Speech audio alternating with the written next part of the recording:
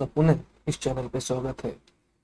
जैसा कि पिछले लेक्चर में हमने अरबों की सिंध विजय के बारे में पढ़ा था और आज जो हम चैप्टर पढ़ने जा रहे हैं उसका नाम है गजनी साम्राज्य का उदय। इस चैप्टर में हम आज के जो टॉपिक में हम पढ़ेंगे गजनी साम्राज्य के उदय के बारे में, और उससे पहले मध्य तथा पश्चिम एशियाई देशों की स्थिति, और इसके बाद पढ़ेंगे गजनी गजनी साम्राज्य की स्थापना, और इसके बाद पढ़ेंगे उस समय जब गजनी साम्राज्य की स्थापना हुई थी उस समय भारत की क्या स्थिति थी। हमें सब पता है कि 9वीं शताब्दी का अंत होते होते अब्बासी खिलाफत जो इराक में थी वो धीरे धीरे डाउन हो रही थी, और अब पश्चिम एशियाई देशों में शासन खलीफा के अधीन रहे सरदारों, गवर्नर इत्यादि स्वतंत्र होकर चला रहे थे। 9वीं सदी के उत्तर में पूर्व में तुर्क जनजाति लगातार मध्य एशिया के क्षेत्रों पर हमला कर रही थी।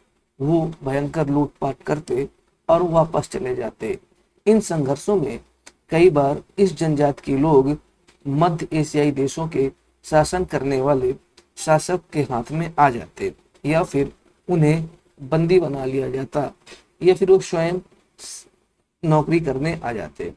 इन सैनिकों को प्रारंभ में राजमहल के रक्षकों और भाड़े के सैनिक के रूप में कार्य करवाया जाता था। इन सैनिकों ने शीघ्र ही अपनी स्थिति मजबूत कर ली और अब ये राजनीतिक मामलों में भी हस्तक्षेप शुरू कर देते हैं। अब शासक बनाने में इनकी भूमिका भी महत्वपूर्ण हो जाती है। तो सबसे पहले जानते हैं, देख लेते हैं मैप के जरिए थोड़ा उस समय क्या स्थिति थी और वहां पर कैसा शासन चल रहा था, किनका राज था। देखिए, ये आप देखेंगे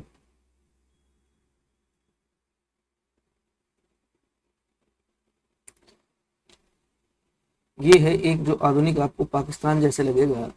यहाँ पर ये सिंध प्रदेश था और यहाँ पर मुल्तान प्रदेश था, और यहीं इसके आगे ही यहाँ पर एक हिंदू शाही राजा, हिंदू का राजवंश का शासन था। ठीक है, ये। और फिर अफगानिस्तान में आगे बढ़ेंगे तो आपको देखेंगे कि यहाँ पर एक गजनी नाम की जगह है। ठीक है, गजनी नाम की जगह, गजनी की जो सीमा थी, और वो भारत का जो राज्य था, हिंदू शाही राजवंश जो अफगानिस्तान तक फैला था, उसकी सीमाएं आपस में मतलब कि काफी समीप थी। आप इधर जाएंगे, ईरान ईरान है, और ये कैस्पियन सागर है। ये आपको तुर्कमेनिस्तान है और ये उज्बेकिस्तान है। तो उस समय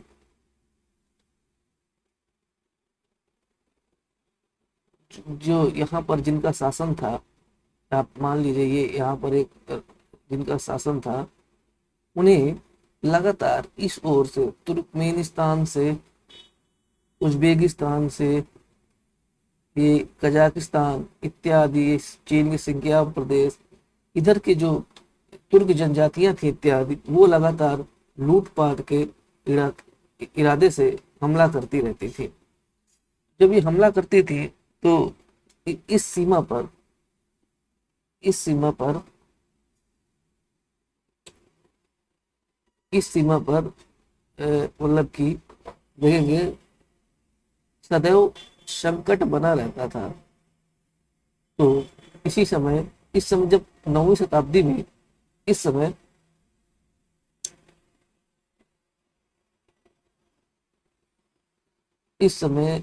ट्रांस आक्सेनियन खुरासान और ईरान के कुछ मध्य भागों में किनका शासक था? समानी वंश के शासकों का था। समानी के शासकों का राज था, और इन्हें लगातार उत्तर पूर्वी सीमा पर तुर्कों से संघर्ष करना पड़ रहा था। ये भी बताया मैंने मैप में। इसके बाद आपको पता है कि 10वीं शताब्दी, पहले तो अरब के जो खलीफा थे वो निर्बल होते हैं, 8वीं 9वीं शताब्दी तक आते तक। फिर 10वीं शताब्दी आते आते तक बगदाद के जो खलीफा होते हैं वो भी निर्बल हो जाते हैं, उनका डायरेक्ट कंट्रोल नहीं हो जाता है।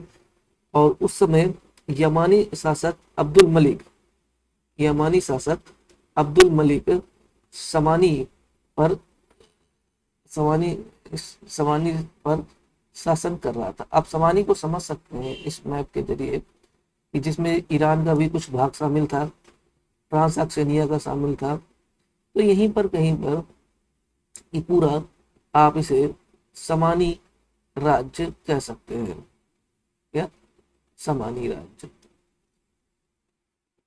तो यहाँ पर अब्दुल मलिक का शासन था, ठीक है। अब्दुल मलिक यहाँ पर राजा कर शासन कर रहा था। और इस समय फिर इसके बाद में इसकी मृत्यु हो जाती है। तो इसके पश्चात जो अब्दुल मलिक का भाई है और अब्दुल मलिक के चाचा के साथ शमानी के युद्ध के लिए एक गद्दी के लिए एक युद्ध होता है, ठीक है। और इस युद्ध में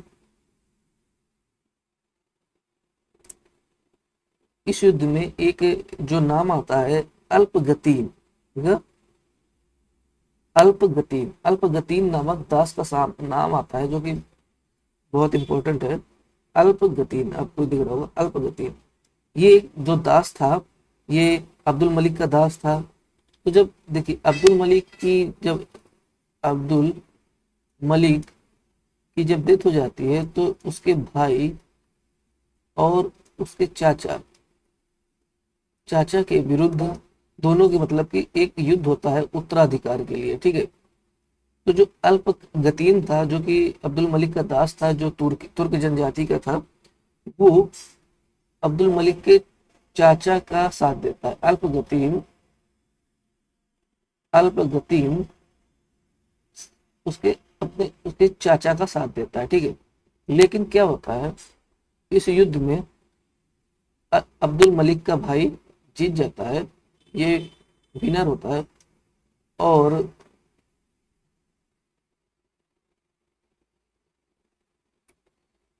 और उसका जो चाचा है वो हार जाता है। तो अब अल्पगतीन भयभीत हो जाता है। वो भयभीत हो जाता है कि कहीं उसे दंड ना मिले। तो इस दंड के भय की वजह से, यह वापस देखते हैं मैप में जाके, दंड के भय की वजह से ये इधर इधर ये गजनी की तरफ भाग जाता है, ठीक है। ये यहाँ पर गजनी की तरफ भाग जाता है कि कहीं अब्दुल मलिक का जो भाई है उसको दंडित ना करे। जब वो इधर भाग जाता है गजनी के साइड, तो अब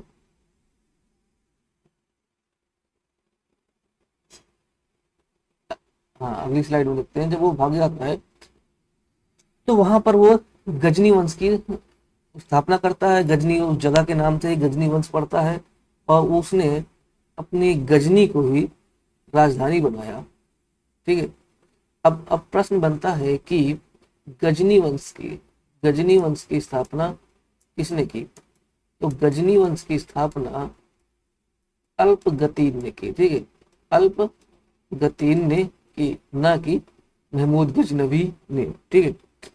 गजनी वंश का एक दूसरा नाम है, उसे इस फैक्ट को भी देख लीजिए, और इसको यामनी वंश भी कहते हैं, ठीक है। इसको यामनी वंश भी कहा जाता है, ठीक। इसके बाद देखते हैं गजनी की अवस्थिति। हमने बता ही दिया आपको कि गजनी कहाँ पर था। गजनी अफगानिस्तान में था और इसकी सीमाएं भारत के हिंदू शाही राजवंश से टकराती थी। तो जब भारत के हिंदू शाही राजवंश अफगानिस्तान में फैला था, कुछ भाग में काबुल तक फैला था, तो जब सीमाएं जब टकराती थी, तो मतलब सीमाएं टकराने के क्या, सीमाएं जब बहुत ही समीप थी, जैसे ये हिंदू शाही हो गया और इधर एक गजनी हो गया, एक काबुल हो गया, तो जाहिर से बात है कि भविष्य में कभी भी इनके बीच टकरार हो सकती थी। अब टकरार क्या होगी उसको थोड़ा आगे जानेंगे। अब इस समय हम जान लेते हैं अल्पगतीन तो चलो अब हम थोड़ा उसको, वो जो मध्य ईरान के साइड का जो शासन था उसको शांत रख देते हैं उसको। अब हम पूरा फोकस इस गजनी पर करते हैं। अब हमको पता चल गया कि गजनी की स्थापना कैसे होती है, कहाँ से वो आया अल्पगतीन, कहाँ काम कर रहा था पहले। तो जब इस टकराव के बाद, अल्पगतीन के बाद कुछ उत्तराधिकारी भी होते हैं जिनके बारे में शॉर्टकट में जान लेते हैं। तो एक जो इनका जो एक उत्तराधिकारी है इसहाक, इसहाक जो था ये अल्पगतीन का पुत्र था, ठीक है।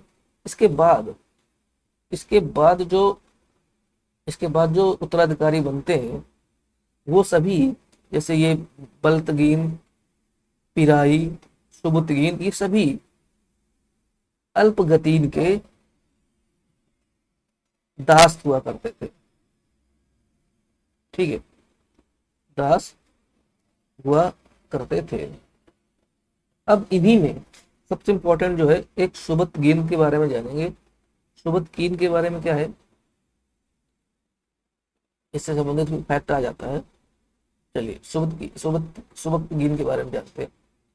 तो अभी बताया हमने कि ये भी दास था, ठीक है, ये दास था। और अल्पगतीन ने इसे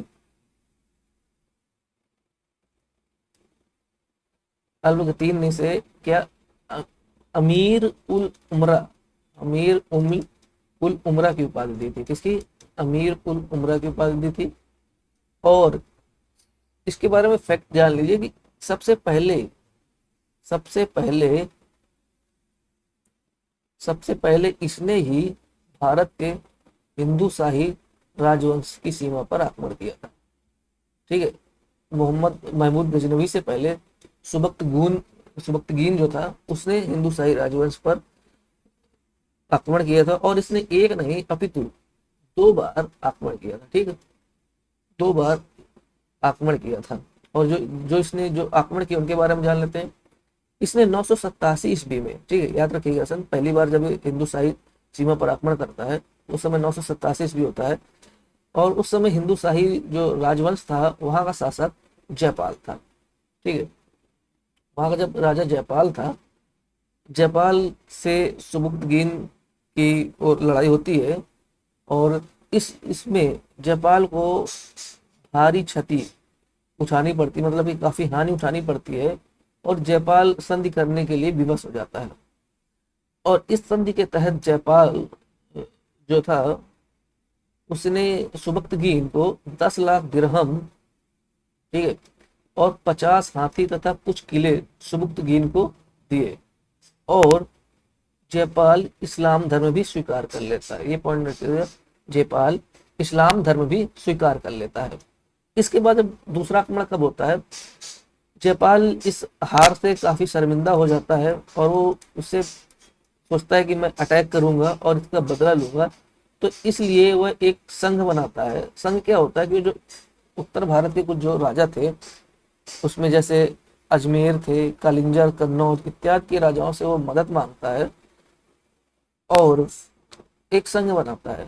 साथ ही साथ एक तो इसने संघ बना लिया ये राजाओं का, दूसरा ये इस्लाम धर्म स्वीकार जो किया था वो उसको पुनः हिंदू धर्म स्वीकार कर लेता है। तो इस प्रकार से इसने इस संधि को तोड़ देता है। तो जब ये संधि तोड़ देता है तो सुबुक्तगीन भी जवाब में क्या प्रतिक्रिया देता है, वो 991 ईस्वी को 991 ईस्वी में पुनः सुबह जयपाल को सबक सिखाने के लिए हिंदू शाही राजवंश पर आक्रमण करता है, ठीक। और वो जो सुबक्तगीन था, सुबक्तगीन और वर्षे जो जयपाल की संयुक्त सेना थी जो कन्नौज, अजमेर, कलिंजर से थी, उसको बुरी तरह से हरा देता है। यानी कि तुर्कों के जो कुशल सैन्य संचालन, प्रबंधन इत्यादि के चलते यह युद्ध भी जयपाल हार जाता है। और सबसे बड़ी खास बात है कि इस युद्ध में महमूद गजनवी भी सुबक्तगीन के साथ रहता है। और जब ये जीत जाता है, ये दूसरा युद्ध जो आक्रमण हिंदू शाही राजवंश पर करता है, तो वह पेशावर, काबुल इत्यादि क्षेत्र अपने कब्जे में कर लेता है और जयपाल को मातहत के रूप में शासन जारी रखने की अनुमति दे देता है, ठीक है। ठीक कुछ समय बाद 997 ईस्वी को सुबुक्तगीन की मौत हो जाती है।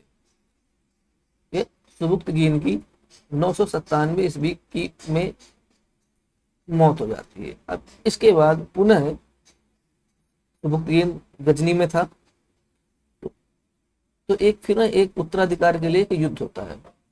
वो कौन सा होता है? सुबुक्तगीन के पुत्र जो थे, दो पुत्र थे सुबुक्तगीन के, दो पुत्र थे। एक पुत्र जो था, एक तो एक महमूद गजनवी हो गया, और एक दूसरा पुत्र था इस्माइल। ठीक है, इस्माइल छोटा पुत्र था और महमूद जो था वो बड़ा पुत्र था। तो सुबुक्तगीन जो था इस्माइल से ज्यादा स्नेह रखता था, इसलिए इसने अपने मृत्यु से पूर्व ही इसे उत्तराधिकारी बना दिया था। ठीक है, लेकिन महमूद गजनवी और इस्माइल के बीच युद्ध होता है। पहले महमूद गजनवी इस्माइल को ऑफर देता है कि चलिए आधा आधा बांट लेते हैं क्षेत्रों को, लेकिन इस्माइल मना कर देता है। तो इसके जवाब में महमूद और इस्माइल के बीच एक वार होता है, और इस वार में महमूद जो गजनवी है वो विजयी होता है, और इस प्रकार से 998 ईस्वी को गजनी के सिंहासन पर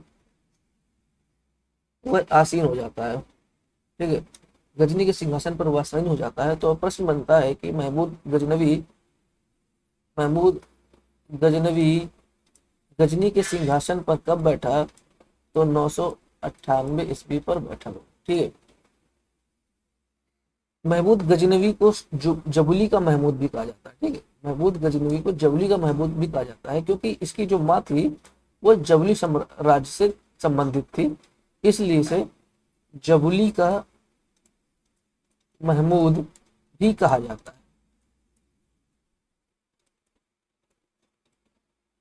और ये उस समय परंपरा थी कि ये सुल्तान की उपाधि धारण करते थे, और जो खलीफा थे वो इतने ज्यादा सबल तो थे नहीं, तो वो बस नाम मात्र के लिए उन्हें उपाधियां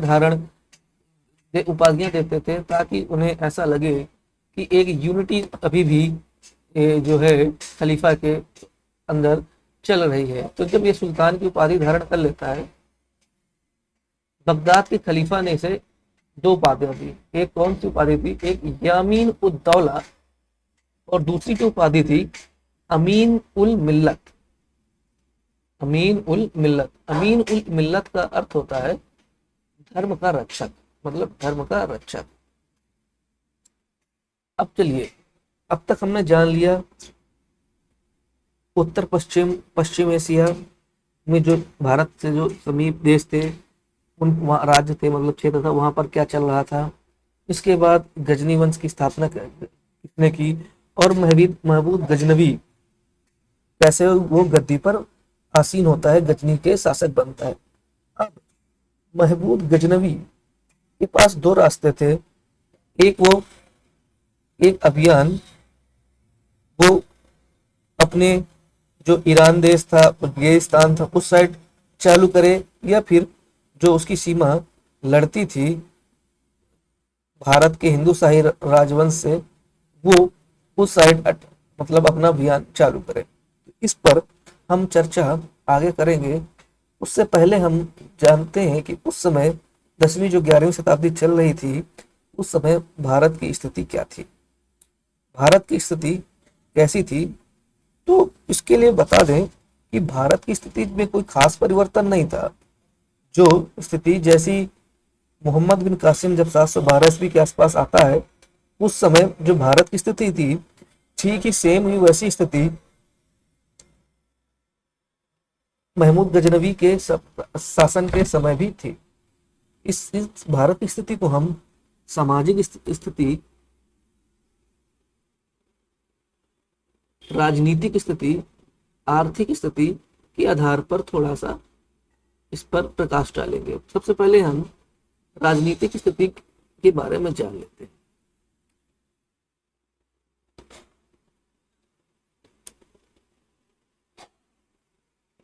देखिए, ये जो मैप दिख रहा है ये थोड़ा पुराने शताब्दी का है, लेकिन हम यहाँ से इसके जरिए जानने की कोशिश करेंगे उस समय कौन सी क्या राजनीतिक स्थिति थी।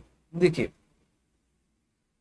अभी भी जो यहाँ पर हिंदू शाही राजवंश था, वहां पर अभी भी जयपाल का जो था उसका शासन था। सीमाएं कुछ कम हो गई थी, ऊपर इसने कुछ कब्जे कर लिए थे, लेकिन अभी भी यहाँ पर शासन था। इसके बाद और देखते हैं, इसके बाद जो यहाँ पर था कश्मीर,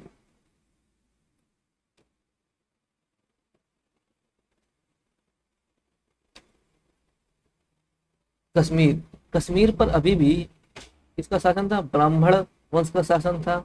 इसके बाद जो ये गुर्जर प्रतिहार वंश था, ये जो आपको गुर्जर प्रतिहार वंश था, जो कि अरब जब कासिम का आक्रमण करता था उस समय इसमें यूनिटी थी और इस समय बहुत ही ज्यादा मजबूत था, और इसने अरबों का बहुत ही ज्यादा डटकर मुकाबला किया। और ये एक प्रमुख कारण था कि अरब इतने ज्यादा जो थे, मोहम्मद बिन कासिम थे, वो इतना ज्यादा सफल नहीं हो पाया था, उसके जो और भी आक्रांता जो थे।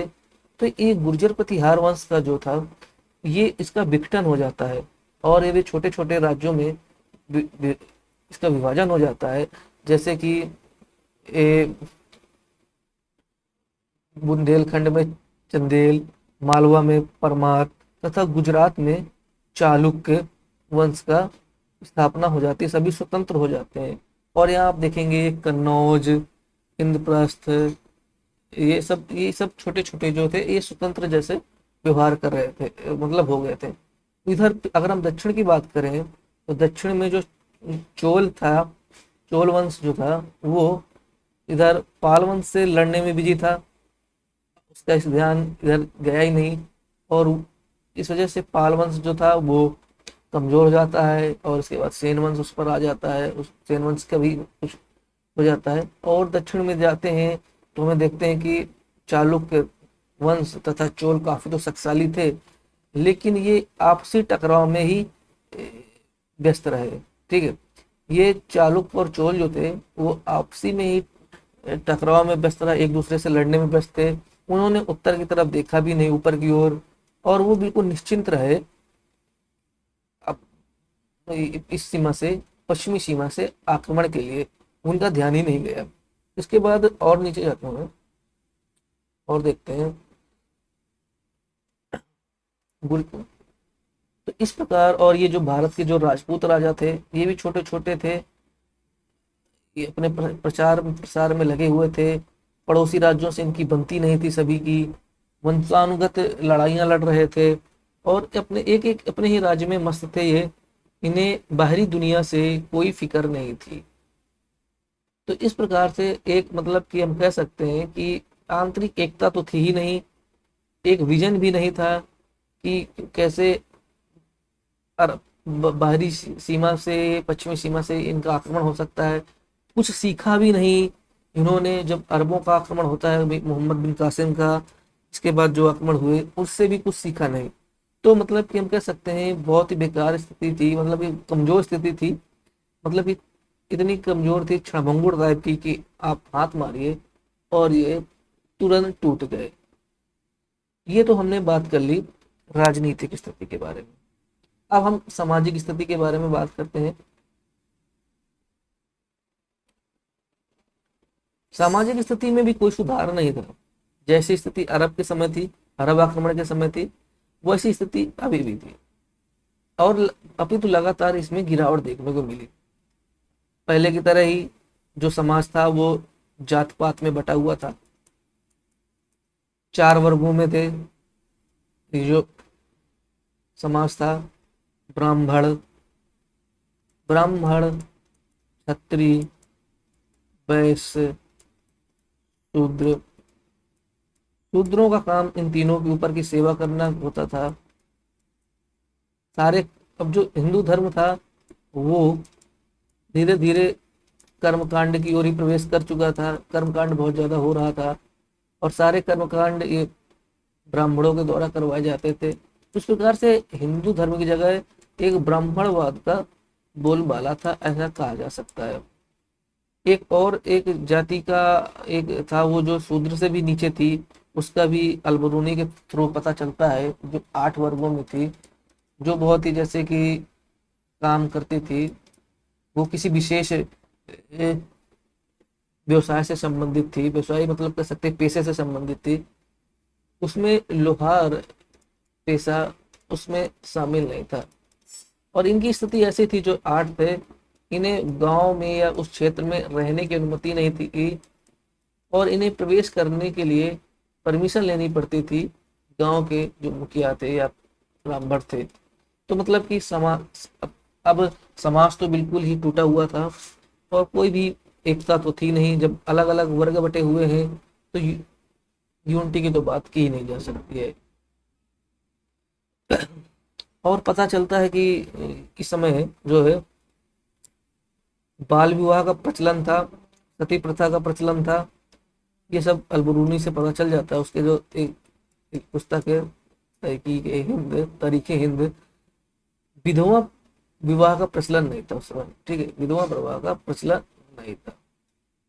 अब चलते हैं धार्मिक स्थिति के बारे में संक्षेप में जान लेते हैं।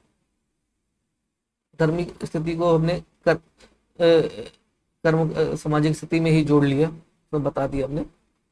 कर्मकांड जोरों से चल रहा था, और हिंदी धर्म के बजाय ब्राह्मणवाद का बोलबाला था, आप इसे बता दिया हमने।